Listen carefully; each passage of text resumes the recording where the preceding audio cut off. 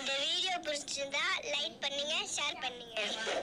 நம்ம சேனலை சப்ஸ்கிரைப் பண்ணுங்க. இந்த வீடியோ ஸ்கிப் பண்ணாம பாருங்க. அஸ்ஸலாமு அலைக்கும் வரஹ்மத்துல்லாஹி தஆலா வபரகாத்துஹு. அல்ஹம்துலில்லாஹி ரப்பில் ஆலமீன். வல் ஆகிபத்து லில் முத்தகீன். அஸ்ஸலாத்து வஸ்ஸலாமு அலா நபியினால் முர்சலீன் வ ஆலிஹி வ அஸ்ஹாபிஹி அஜ்மஈன். அம்மா பாத். ஃபகத் கால அல்லாஹு தஆலா ஃபில் குர்ஆனில் கரீம் வல் ஃபுர்கானில் மஜீத். பஅத அஊது பில்லாஹி மினஷ் ஷைத்தானிர் ரஜீம். பிஃபத்லி பிஸ்மில்லாஹிர் ரஹ்மானிர் ரஹீம். ரப்பனா இக்ஃபிர் லனா வ லி இக்வானினா அல்லதீன சபகூனா பில் ஈமான். ஸதகல்லாஹுல் அலீயுல் அலீம். அளவற்ற அருளாளனும் நிகரற்ற அன்புடையனுமாகிய இறைவன் அல்லாஹ்விற்கு எல்லா புகழும். நம் இறுதி மேலான நமது தலைவர் ஹதரத் ரசூலுல்லாஹி ஸல்லல்லாஹு அலைஹி வஸல்லம் அவர்கள் மீதும் அவர்களை பின்பற்றிய சத்திய சஹாபாக்கள், நாதாக்கள், ஷுஹதாக்கள், முழு உலக முஸ்லிமான ஆண்கள், பெண்கள் அனைவரின் மீதும் நம்மை படைத்து பரிபாலித்து கொண்டிருக்கின்ற இறைவன் அல்லாஹு தாலாவுடைய சாந்தியும் சமாதானமும் என்றும் என்றென்றும் நின்று நிலவட்டுமாக. ஆமீன். ரப்பி ஷ்ரஹ் லி சத்ரி வயஸ்ஸிர் லி அம்ரி வஹ்லுல் உக்ததம் மின் லிசானி யஃப்கஹு கௌலி. அல்ஹம்துலில்லாஹ். கண்ணியத்திற்கும் மரியாதைக்கும் உரிய சகோதர பெருமக்களே, அல்ஹம்துலில்லாஹ் 24 தராவிகளை நிறைவு செய்திருக்கிறோம். அல்லாஹு தாலா நம்முடைய தராவிகளை கபூல் செய்வானாக. இன்றைக்கு ஓதப்பட்ட ஹஷர் என்ற அத்தியாயத்தில் அல்லாஹு தாலா துஆ சம்பந்தமான ஒரு ஒழுக்கத்தை நமக்கு சொல்லிக் கொடுப்பான். துஆ சம்பந்தமான ஒரு மோமின் எப்படி துஆ செய்ய வேண்டும் என்ற ஒரு ஒழுங்கு இங்கு நமக்கு சொல்லிக் கொடுக்கப்படுகிறது. ரப்பனா இக்ஃபிர் லனா, யா அல்லாஹ் எங்களை மன்னிப்பாயாக. வல் இஹ்வானினா அல்லதீன சபகூனா பில் ஈமான், எங்களை முந்திவிட்ட, எங்களுக்கு முன்னால் வந்துவிட்ட எங்களுடைய சகோதரர்கள், முஸ்லிமான சகோதரர்களை மன்னிப்பாயாக என்ற ஒரு துஆவை அல்லாஹு தஆலா சொல்லிக் கொடுக்கிறான். கையை உயர்த்தினா நமக்காக மட்டும் துஆ செய்வது ஒரு மோமினுடைய பண்பு அல்ல. நமக்காக நம்ம எப்படி துஆ செய்கிறோமோ அதே போன்று நமக்கு முன்னால் சென்று விட்ட மர்ஹூமீன்கள், நம்முடைய குடும்பத்தார்கள், நம்முடைய தாய் தகப்பன், நம்முடைய சகோதர சகோதரிகள், சில நேரங்களில் நம்முடைய பிள்ளைகளாக கூட இருக்கலாம், யாராக இருந்தாலும் இவர்களுக்காக வேண்டி துஆ செய்ய வேண்டிய பொறுப்பு நமக்கு இருக்கிறது. கண்டிப்பாக நம்ம துஆ செய்தாக வேண்டும். ரப்பனா இக்ஃபிர் லனா வ லி இக்வானினா அல்லதீன சபகூனா பில் ஈமான், யா அல்லாஹ் எங்களையும் மன்னிப்பாயாக, எங்களை முந்திவிட்ட எங்களுடைய மூதாதையர்கள் அனைவரையும் மன்னிப்பாயாக என்று அல்லாஹ்வை கேட்கும்படி சொல்லுகிறான். கிதாபுகள் எழுதுகிறார்கள், மர்ஹூமீன்கள் நம்மிடத்தில் ஆதரவு வைக்கின்ற மிக முக்கியமான விஷயம் நமக்காக வேண்டி துஆ, அவர்களுக்காக நம்ம துஆ செய்வது இல்லையா. நம்ம சில நேரங்கள் நம்ம பார்க்கும்பொழுது சொல்லுவோம் இல்லையா, துஆ செய்யுங்க ஜின்னு சொல்லுவோம். அல்லாஹ் பாதுகாக்கணும். சில நேரங்கள் இது சம்பிரதாயமாக போயிடுச்சு. விரும்பி அசல்லாத உளப்பூர்வமாக கேட்கணும், சும்மா சந்திப்பு சலாம் சொல்கிற மாதிரி துஆ செய்யுங்க என்று கடந்து போகிறோம் இல்லையா. அப்போ துஆவுக்கு நம்ம ஆதரவு தேவையுடையவராக இருக்கிறோம், துஆ செய்யும்படி கேட்கிறோம். நம்மை விட பல 100 மடங்கு துஆவின் பக்கம் தேவையுடையவர்கள் மர்ஹூமீன்கள், நமக்கு முன்னால் சென்று விட்டவர்கள். அவர்கள் நம்மிடத்தில் நம்முடைய பிள்ளைகள் மூலமாக, நம்முடைய சகோதரர்கள் மூலமாக நமக்கு ஏதாவது ஒரு நன்மை கிடைக்காதா, நமக்கு ஒரு துஆ வந்து விடாதா என்று எதிர்பார்த்து கொண்டிருக்கிறார்கள் என்பதாக கிதாபுகளில் எழுதுகிறார்கள் இல்லையா. கபருக்கு செல்லும் பொழுது நம்ம சொல்லுகின்ற வார்த்தை அஸ்ஸலாமு அலைக்கும், உங்களுக்கு சாந்தி உண்டாகட்டும், அது கிட்டத்தட்ட துஆவுடைய அடிப்படையில் தான் இல்லையா. அவர்களுக்கு துஆ செய்கின்ற அடிப்படையில் தான் பெருமானார் ஸல்லல்லாஹு அலைஹி வஸல்லம் அவர்கள் அஸ்ஸலாமு அலைக்கும் என்று சொல்லிக் கொடுக்கிறார்கள். அதில் தொடர்ந்து ஒரு வார்த்தை வரும், அஸ்ஸலாமு அலைக்கும் இன்னா இன்ஷா அல்லாஹ் லாஹிகூன், இன்ஷா அல்லாஹ் நாங்களும் உங்களோட வர இருக்கிறோம். என்னுடைய உஸ்தாது சொல்வார், இதனுடைய பொருள் பல பேருக்கு தெரிஞ்சால் இந்த துஆ ஓத பயப்படுவாங்கன்ட்டு இல்லையா. இன்ஷா அல்லாஹ் நாங்களும் வரேன்னு சொல்லி அல்லாஹு தஆலா உடனே அந்த இன்ஷா அல்லாஹ் கபூல் செய்யுது, உடனே நம்மளும் அவங்களோட போய் சேர்ற மாதிரி ஆயிடக்கூடாது என்ற எண்ணத்தில் பல பேர் யோசிப்பாங்கன்னு சொல்லுவாங்க. ஒரு நகைச்சுவைக்காக. கண்ணியமான சகோதர பெருமக்களே, மர்ஹூமீன்கள் நம்மிடத்தில் எதிர்பார்க்கின்ற மிக முக்கியமான ஒன்று அவர்களுக்காண்டி துஆ செய்வது. சரி, துஆ மட்டும்தானா? கிடையாது. துஆவை தாண்டி நம்ம சில அமல்கள் செய்வதன் மூலமாகவும் அவர்களுக்கு சென்று சேரும் என்பதுதான் பெரும்பாலான இமாம்களுடைய கருத்து. துஆவோடு மட்டும் முடிந்து விடாது. நம்ம அவர்களுக்காண்டி சில அமல்களை செய்யலாம், அவர்களுக்காண்டி துஆ செய்யலாம், அவர்களுக்காண்டி திக்ர்களை செய்யலாம், குர்ஆன் ஓதி அதற்கான சதகாக்களை செய்யலாம், தான தர்மங்கள் செய்து அதற்கான நன்மைகளை எத்தி வைக்கலாம். இது எல்லாமே இந்த துஆவோடு கட்டுப்படும். இது எல்லாமே துஆவோடு கட்டுப்படும். பெருமானார் ஸல்லல்லாஹு அலைஹி வஸல்லம் அவருடைய ஒரு பிரபல்யமான ஹதீஸ் நமக்கு தெரியும். இந்த ஹதீஸை மென்ஷன் பண்ணி மையப்படுத்தி தான் நம்ம மர்ஹூமீன்களுக்கு அமல்கள் செய்து சேர்க்க முடியாது என்பதாக சொல்கிறார்கள் சில இமாம்கள். உதாரணத்திற்கு பெருமானாருடைய ஒரு ஹதீஸ், இதா மாத்தல் இன்சானோ இன்கத்த அமலுஹு இல்லா பிசலாசின், ஒரு மனிதர் இறந்து விட்டால் அவருடைய அந்த பூமிக்கும் அவருக்கு மத்தியில் எல்லாமே முடிஞ்சிடும். 3 அமல்கள் மட்டும்தான் அவருக்கு தொடர்ந்து சென்றுக்கிட்டே இருக்கும். ஒன்று, அவர் வாழுகின்ற காலத்தில் யாருக்காவது கல்வியை கற்றுக் கொடுத்திருந்தால், இவர் யாருக்கு கல்வியை கற்றுக் கொடுத்தாரோ அவர் கல்வியை பயிலுகின்ற காலமெல்லாம் அவருக்கு நன்மை வரும். உதாரணமாக, நான் சிலருக்கு குர்ஆன் ஓத கற்றுக் கொடுத்தேன், யாசின் சூறாக்கள் சொல்லிக் கொடுத்தேன், சூரா ஃபாத்திஹாக்களை சொல்லிக் கொடுத்தேன், சில துஆக்களை சொல்லிக் கொடுத்தேன். இப்போ நான் பொதுவாக நம்முடைய மரணத்திற்கு பிறகு நம்ம இடத்துல யாரெல்லாம் படித்தார்களோ அவர்கள் அதை அமல் செய்கின்ற காலம் வரைக்கும் நமக்கு நன்மைகள் வந்து கொண்டே இருக்கும். இது கல்வி சார்ந்து. இரண்டாவது, சதக்கத்துல் ஜாரியா. நம்ம ஒரு கிணறு வெட்டுறோம், நம்ம வாழுகின்ற காலத்தில் பள்ளிவாசல்களுக்கான செலவு செய்கிறோம், ஒரு சத்திரங்களை கட்டுறோம். சரி, இது மாதிரி தொடர்ந்து நடைபெறக்கூடிய சில காரியங்களை செய்கிறோம். கிணறு வெட்டுறது, மரம் நடுவது, இதெல்லாம் சதக்கத்துல் ஜாரியால் கட்டப்படும். இப்படி நம்முடைய மரணத்திற்கு பிறகும் இந்த அமல்கள் செய்து கொண்டு, இந்த அமல்கள் இதுவரைக்கும் நடந்துக்கிட்டே இருக்குமோ நமக்கு நன்மைகள் வந்து கொண்டே இருக்கும். மூன்றாவது, நம்முடைய பிள்ளைகள் நமக்காக செய்கின்ற துவா. நம்முடைய பிள்ளைகள், யா அல்லாஹ் என்னுடைய தாய் தகப்பனை மன்னிப்பாயாக என்று அவர்கள் என்னென்ன அமல்களை எல்லாம் செய்கிறார்களோ இந்த அமல்கள் எல்லாம் நமக்கு நன்மைகளாக வந்து சேரும். இதை மூன்றை தவிர வேறு எந்த அமலும் வராது என்பதாக சில இமாம்கள் கூறுகிறார்கள். அதில் கூட பிள்ளைகள் செய்கின்ற துவா என்பதில் அது அமல்களையும் சேர்க்கிறார்கள். துவா மட்டும் இல்லை, நம்முடைய தாய் தகப்பனாருக்கு துவா மட்டும் நம்ம கொண்டு சேர்க்க முடியாது, அதை தாண்டி அமல்களும் செய்ய முடியும். இது ரசூலுல்லாஹ்வுடைய காலத்தில் நிறைய சம்பவங்கள் நடந்திருக்கு. சஅத் இப்னு அபி வக்காஸ் என்ற ஒரு சஹாபி, அவர் நல்ல வசதியான சஹாபி. அவங்க அம்மா நிறைய காசு பணங்களை விட்டு சென்று இருந்தாங்க. அவருடைய வஃபாத்திற்கு பிறகு பெருமானார் ஸல்லல்லாஹு அலைஹி வஸல்லம் ரசூலுல்லாஹ்ட்ட வராங்க. சஅத் இப்னு அபி வக்காஸ் ரசூலுல்லாஹ்ட்ட வராங்க. யா ரசூலுல்லாஹ், என்னுடைய தாய் இறந்துட்டாங்க, நிறைய சொத்து சகங்கள் எனக்காண்டி விட்டு சென்று இருக்கிறாங்க. இப்போ என்னன்னு சொன்னால், அவர்களுக்காண்டி நான் எதாவது செய்யணும்னு ஆசைப்பட்றேன்.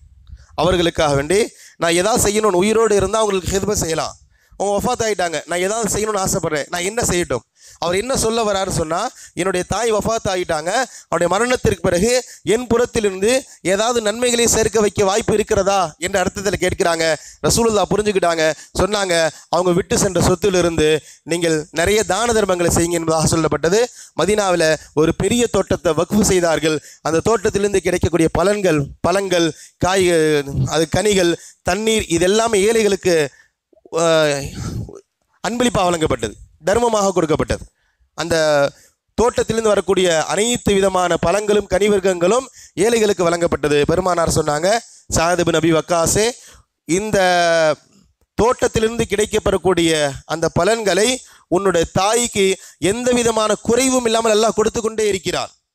இந்த தான தர்மங்கள் உன்னுடைய தாய்க்கு முழுவதும் எந்த குறையும் இல்லை. சொல்லக்கூடிய செய்தி என்ன, கொஞ்சம் நஞ்சம்லாம் கிடையாது, 100க்கு 100 அப்படியே இந்த நன்மைகள் அவர்களுக்கு சென்று கொண்டு இருக்கிறது என்பதாக பெருமானார் சொன்னாங்க. அதே போல ஒரு பெண்மணி ரசூலுல்லாஹ்ட்ட வந்து கேட்கிறாங்க. இதுவும் புகாரியில் பதிவு செய்யப்பட்ட ஹதீஸ்.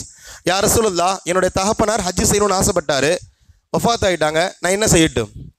ரசூலுல்லாஹி ஸல்லல்லாஹு அலைஹி வஸல்லம் திரும்ப ஒரு கேள்வி கேட்கிறாங்க. உன்னுடைய தகப்பனாருக்கு கடன் இருந்தால் என்ன செய்வேன்? யார் சொல்ல, நான் தான் அடைப்பேன். கடன் இருந்தால் நான் தான் அடைக்க போகிறேன், அது என் மேலே பொறுப்பு. அது மாதிரி தான் ஹஜ்ஜும் ஒரு கடன் தான்.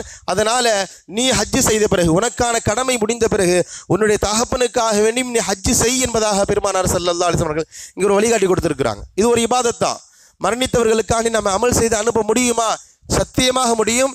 ஏராளமான சம்பவங்கள் பெருமானார் ஸல்லல்லாஹு அலைஹி வஸல்லம் காலத்தில் நடந்திருக்கு. பெருமானார் வழிகாட்டி இருக்கிறார். நான் மேலே சொன்ன சஅத் இப்னு அபி வக்காஸ், சஅத் இப்னு உபாதா என்ற ஒரு சஹாபி. இவர் மதீனாவில் ஒரு பெரிய சமுதாயத்துடைய தலைவர். இப்போ இவர் வந்து ரசூலுல்லாஹ்ட்ட கேட்கிறார், யார் சொல்லல, என்னுடைய தாய் வஃபாத் ஆகிட்டாங்க, இவர்களுக்காண்டி நான் ஏதாவது நன்மையை செய்து அனுப்பணும்னு ஆசைப்படுறேன், என்ன செய்யட்டும்?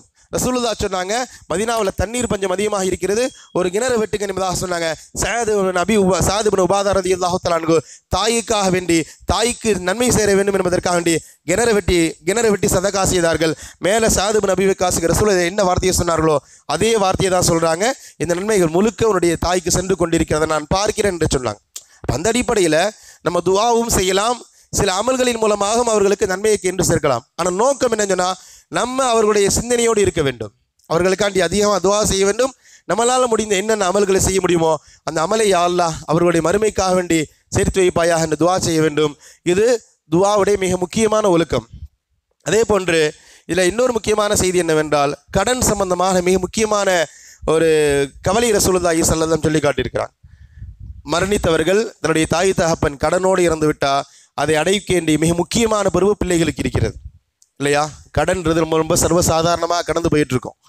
கடனுங்கிறது அருமையான சகோதர பெருமக்களே, பெருமானார் ஸல்லல்லாஹு அலைஹி வஸல்லம் அவர்கள் ஒரு ஜனாசாவிற்கு வருகிறார்கள். பொதுவாக பெருமானார் இந்த ஜனாசாவுக்கு கடன் இருக்கான்னு கேட்பாங்க. இருக்குது என்று சொன்னால் யாராவது பொறுப்படுத்துக்கிறியான்னு கேட்பேன். அவரை அடைக்கிறதுக்கு ஏதாவது பொருள் விட்டுட்டு போயிருக்காருங்கன்னு கேட்பாங்க. இருக்குன்னு சொன்னால் தொலை வைப்பாங்க. பொருள் விட்டு போகலன்னு சொன்னால் யாராவது பொறுப்படுத்துக்கிறியான்னு கேட்பாங்க. யாரும் பொறுப்படுத்துக்கலன்னு சொன்னால் ரசூலை தொலை வைக்க மாட்டாங்க. யாராவது பொறுப்படுத்திட்டா ரசூலை தொலை வைப்பாங்க. அது மாதிரி ஒரு ஜனாசா ரசூலை தொலை வைக்க போகிறாங்க. இவருக்கு கடன் இருக்கான்னு கேட்கப்படுது. தீனாரைன் 2 தீனார் கடன் இருக்குது, 2 தங்க காசு கடன் இருக்குன்னு சொல்லப்படுது. இப்போ ரசூலுல்லாஹ் கேட்குறாங்க, இவர் ஏதாவது விட்டு சென்று இருக்கிறாரா? இல்லை. அப்போ ரசூலுல்லாஹ் சொன்னாங்க, யாராவது பொறுப்படுத்திக் கொள்கிறீர்களா? யாரும் பதில் சொல்லலை. ரசூலுல்லாஹ் சல்லு சாஹிபக்கும், உங்களுடைய தோழருக்கு நீங்களே தொலை வைங்கன்னு சொன்னாங்க. இப்போ ரசூலுல்லாஹ் ஒரு சபையில் இருக்க ரசூலுல்லாஹ் தொலை வைக்காமல் வேற ஒருத்தர் தொலை வச்சா அது மிகப்பெரிய ஒரு ஒரு துர்பாக்கியமாயிரும். ரசூலுல்லாஹ் இல்லைன்னா பரவாயில்லை, ரசூலுல்லாஹ் இருக்கும் பொழுது ரசூலுல்லாஹ் தொலை வைக்கலன்னு சொன்னால் அந்த ஜனாசாவுக்கு அதை விட பெரிய துர்பாக்கியம் என்ன? அபூ கதாதான்ற சஹாபி, யார் ரசூலுல்லாஹ் நான் பொறுப்படுத்திக் கொள்கிறேன், ரசூலுல்லாஹ் தொலை வச்சாங்க. ஒரு நாள் தான் கடந்துச்சு. மறுநாள் பார்த்து கேட்குறாங்க, யா என்ன அபூ கதாதாவே கலைத்தகுமா அந்த 2 தீனார் அடைச்சிட்டியான்னு கேட்குறாங்க. செய்தி புரியுதா? முதல் நாள் பொறுப்பெடுத்ததோடு மட்டும் கடந்துட முடியாது. மறுநாள் பெருமானார் கேட்குறாங்க, எப்பா நேற்று 2 தீனாருக்கு பொறுப்பெடுத்துட்டியே அதை அடைச்சிட்டியான்னு கேட்குறாங்க. அப்போ பெருமானார் கேட்குறாங்க, இந்த கேள்வி கேட்டு அபூ கதாதா கேட்கிறார், யார் ரசூலுல்லாஹ் நான் நேற்று தான் பொறுப்பெடுத்தேன் இல்லையா, மாசக்கணக்கு ஆகலை, நேற்று பொறுப்பெடுத்தேன், நீங்கள் இன்னைக்கு பார்த்து இந்த கேள்வி கேட்கிறீங்களேன்ட்டு. அருமையான சகோதர பெருமக்களே, இன்னைக்கு சம்பிரதாயமாக போயிடுச்சு. பல நேரங்களில் ஜனாசாவுடைய நேரத்தில் என்னுடைய தாய் தகப்பனர் ஏதாவது பொறுப்பு கடன் வாங்கியிருந்தா தகுந்த ஆதாரத்தோடு கொடுத்து பெற்றுக்கொள்ளுங்கள் என்று இன்னைக்கு ஒரு சர்வசாதாரணமாக சொல்கிறோம். அதை நிறைவேற்றுகின்ற விஷயத்தில் எந்தளவு கவனம் செலுத்துகிறோம்? பெருமானார் சொன்னாங்க, என்னப்பா ஒரு நாள்ன்றது அவ்வளோ சாதாரணமாக போயிடுச்சா? நேற்று தான் பொறுப்பெடுத்தது மட்டும் இல்லை, பொறுப்பெடுத்துக்கிட்டு ஒரு நாள் தானே இருக்குன்னு ரொம்ப அவ்வளோ சர்வசாதாரணமாக கடந்து போகிற என்பதாக கேட்கிறார். ரசூலுல்லாஹ் கேட்டாங்க. இவர் கேட்டது அவருக்கு புரிஞ்சு போச்சு. கொஞ்சம் கோபமாக ரசூலுல்லாஹ் கேட்கிறாங்கன்ட்டு. மறுநாள் கடன் அடைச்சிட்டு ரசூலுல்லாஹ் சொன்னாங்க, யா ரசூலுல்லாஹ் நான் இந்த 2 தீனார் அவருக்காண்டி அடைச்சிட்டேன். அப்போ ரசூலுல்லாஹ் சொன்ன வார்த்தை, அல் ஆன் பரதத் ஜல்தத்துஹு, இப்போதான்ப்பா அந்த மரணித்தவருடைய அந்த உடல் குளிருது அப்படின்னு சொல்கிறாங்க இல்லையா? மரணித்தவர் இது வரைக்கும் அவருடைய உடல் குளிரலைன்னு சொன்னால் குளிர்ந்து போகலை, ஏதோ ஒரு பிரச்சனை இருந்துக்கிட்டே இருந்திருக்கு. கடனை பொறுப்பெடுத்துக்கிட்டா மட்டும் அவங்களுடைய உடல் குளிர்ந்துராது. நம்முடைய தாய் தகப்பன் ஜனாசாவில் சொல்கிறோம் இல்லையா, யாராவது கடன் இருந்தால் சொல்லுங்க நான் பொறுப்பெடுத்துக் கொள்கிறேன்னு சொல்கிறோம் இல்லையா, சொன்னதோடு மட்டுமே என்னுடைய தாய் தகப்பன் சந்தோஷமாக இருப்பான்னு கிடையாது. அந்த கடனை அடைக்கின்ற வரைகளுக்கு அவர்களுக்கு இந்த பிரச்சனை இருந்துகிட்டே தான் இருக்கும். எப்போ கடனை அடைக்கிறோமோ அப்போதான் அவங்களுடைய அந்த உடல் அல்லாஹ் தஆலா அந்த சூட்டிலிருந்து இது பண்ணி சொர்க்கத்துடைய அந்த குளிரை ஏற்படுத்தினான் என்பதாக பெருமானார் சொல்லி காட்டுகிறார். கண்ணியமான சகோதர பெருமக்களே, அதன் அடிப்படையில் குறிப்பாக அவர்களுக்காண்டி நம்ம அதிகமாக துவா செய்ய வேண்டும். 1.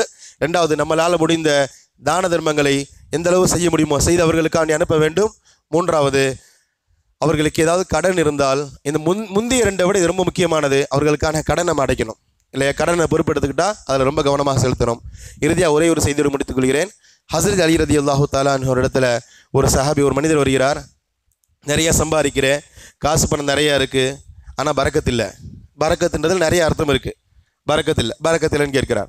அப்போ அலி ரலியல்லாஹு தஆலா 3 கேள்வி கேட்கிறாங்க. அந்த 3மே பரக்கத்தை தடுக்கிறது. 3 கேள்வி கேட்கிறாங்க. இது 3மே பரக்கத்தை தடுக்கக்கூடியது. அதனால் 3ல் முதலாவதாக கேட்கிறாங்க, ஃபஜருக்கு பிறகு தூங்குவீங்களான்னு கேட்கிறாங்க. ஃபஜர் தொழுகைக்கு பிறகு சூரியன் உதயமாகிற அந்த நேரம் இருக்கிறது இல்லையா, அது பரக்கத்தான நேரம். அந்த நேரத்தில் தூங்குனா பரக்கத்து தடைபடும் இல்லையா? இல்லை, பல பேருக்கு ஃபஜரே இல்லை, அது பெரிய பிரச்சனையாயிரும். ஃபஜர் தொழுதுட்டு தூங்குறது பரக்கத்தை தடைபடும். ரசூலுல்லாஹ் அலி ரலியல்லாஹு தஆலா சொன்னாங்க, இல்லை அந்த பழக்கம் எனக்கு இல்லை. 2வது கேள்வி, ஒரு சபையில் இருக்கும் போது பெரியவங்களுக்கு முந்திக்கிட்டு பேசுவியா? இன்றைக்கி பரவலாக பார்க்கலாம் இல்லையா, வயசில் மூத்தவங்களை மூக்க உடைக்கிற மாதிரி பேசி முந்திக்கிட்டு எனக்கு எல்லாமே தெரியுன்ற மாதிரி பேசுறது, முந்திரி கொட்டை மாதிரி பேசுகிறேன்னு சொல்லுவோம் இல்லையா, இந்த பழக்கம் ஒரு இடத்துல இருக்கா? இல்லைன்னு சொல்கிறாங்க. 3வது கேட்டாங்க, துவா செய்யும் பொழுது உன்னுடைய தாய் தகப்பனையும் துவாவில் சேர்த்துக்கொள்வியா? இல்லையா உஸ்தாதுன்றாங்க. அமீருல் மூமினீன் இல்லை, அந்த பழக்கம் இல்லை. இப்போ அதுதான் உன்னுடைய பரக்கத்தை தடுக்குது. அதனால் எப்போ துவா செய்தாலும் உன்னுடைய தாய் தகப்பனையும் சேர்த்துக்கொள், அவர்களுக்கான மஃபிரத்துக்கான துவா செய் என்பதாக ஹஸரத் அலி ரலியல்லாஹு தஆலா பதில் சொல்கிறார்கள். கண்ணியமான சகோதர பெருமக்களே, நம்ம பல நேரங்களில் துவாவில் பரக்கத்துக்காண்டி ஆதரவு வைக்கிறோம் இல்லையா, இந்த பரக்கத்தை தடுக்கின்ற மிக முக்கியமான இடத்துல நம்முடைய தாய் தகப்பனுடைய துவாவை விடுவதில் இருக்கிறது. இமாம் புகாரி ரஹ்மத்துல்லாஹி அவர்கள் ஒரு ஹதீஸை பதிவு செய்வாங்க. எந்த அளவுக்கு ஆழமாக யோசிச்சிருக்காங்க பாருங்கள். அந்த ஹதீஸ் நமக்கு தெரியும். ரசூலுல்லாஹ் ஒரு கபரை கடந்து போகும் பொழுது ஏதோ ஒரு சத்தத்தை உணர்ந்திருக்கிறாங்க. ரசூலுல்லாஹ் ஒரு பேரிச்சமர மட்டையை எடுத்து அதை உடைச்சி அந்த 2 கபரில் வைக்கிறாங்க. வச்சுட்டு சொன்னாங்க, இந்த பேரிச்ச மட்டைகள் எது வரைக்கும் துவா செய்து கொண்டு இருக்கு, தஸ்பீ செய்து கொண்டு இருக்குமோ, ஈரமாக இருக்குமோ, அது வரைக்கும் இந்த கபரில் உள்ளவர்களுக்கு வேதனை குறைக்கப்படும். வேதனை செய்யப்படுது. இந்த மட்டை வச்சனால, இதனுடைய தஸ்பீஹினால அந்த கபரில் உள்ளவர்களுக்கு வேதனை குறைக்கப்படும் என்பதாக ரசூலுல்லாஹ் சொல்கிறாங்க. இந்த ஹதீஸை சொல்லிட்டு இப்போ பரவாயில்ல, நம்ம என்ன யோசிப்போம் சொன்னால், இது மாதிரி அதனால தான் நம்ம அடக்கம் பண்ணும்பொழுது ஒரு செடியை நடுறது இல்லையா, அந்த பூ போடுறதும் அதில் வந்தது தான். பூ போடுவது, சந்தனம் போடுவதெல்லாம் அந்த ஹதீஸின் அடிப்படையில் பின்னால் வந்தது தான். ஹைர். இப்போ செய்தி என்னன்னு சொன்னால், இந்த ஹதீஸ் இமாம் புகாரி ரஹ்மத்துல்லாஹி பதிவு செஞ்சுட்டு ஒரு கேள்வி நம்ம இடத்துல கேட்பாங்க. சம்பந்தமே இல்லாத, என்னுடைய தாய் தகப்பனுக்கு எந்த விதமான சம்பந்தமும் இல்லாத ஏதோ ஒரு மரத்துடைய குச்சி, ஒரு மட்டை இல்லையா, ஒரு தண்டு, அந்த தஸ்பீஹின் மூலமாக என்னுடைய தாய் தகப்பனுடைய வேதனை குறைக்கப்படுகிறது என்றால், அப்போ நான் எந்த அளவுக்கு பொறுப்பில் இருக்கேன் இல்லையா? அவர்களுக்காண்டி துவா செய்கின்ற இடத்துல, அவர்களுக்காண்டி தஸ்பீ செய்கிற இடத்துல, அவர்களுக்காண்டி இஸ்திஃபார் பாவ மன்னிப்பு கோருகின்ற இடத்துல எனக்கு எவ்வளவு பொறுப்பு இருக்குது? அந்த மட்டையை விடவா நான் கேவலமானவராகிவிட்டேன் என்னுடைய தாய் தகப்பனுக்கு நான் துவா செய்யாத போது என்பதாக இமாம் புகாரி ரஹ்மத்துல்லாஹி அவர்கள் நம்ம இடத்துல கேட்பார்கள். கண்ணியமான சகோதரி பெருமக்களே, அதனால் நம்ம எப்போ துவா செய்தாலும் கண்டிப்பாக நமக்காக என்னென்னவெல்லாம் கேட்கிறோமோ இது அனைத்தையுமே நம்முடைய மூதாதையர்களுக்காக, குறிப்பாக நம்முடைய தாய் தகப்பன்களுக்காக வேண்டி, நம்முடைய சகோதர சகோதரிகளுக்காக வேண்டி, கணவன் மனைவி இறந்துவிட்டால் நம்முடைய ஜோடிகளுக்காக வேண்டி, நம்முடைய பிள்ளைகளுக்காக வேண்டி துவா செய்ய வேண்டிய பொறுப்பு நம்ம மீது கட்டாய கடமை என்பதை உணர்ந்து நம்ம செய்வோம். அல்லாஹு தாலா நம்முடைய மருகுமீன்களுக்கு துவா செய்கின்ற அந்த வாய்ப்பையும், நம்முடைய மரணத்திற்கு பிறகு நம்முடைய பிள்ளைகள் நமக்காக துவா செய்கின்ற அந்த தௌஃபீக்கையும் வல்ல இறைவன் நம் அனைவருக்கும் தந்து நல்லது புரிவானாக.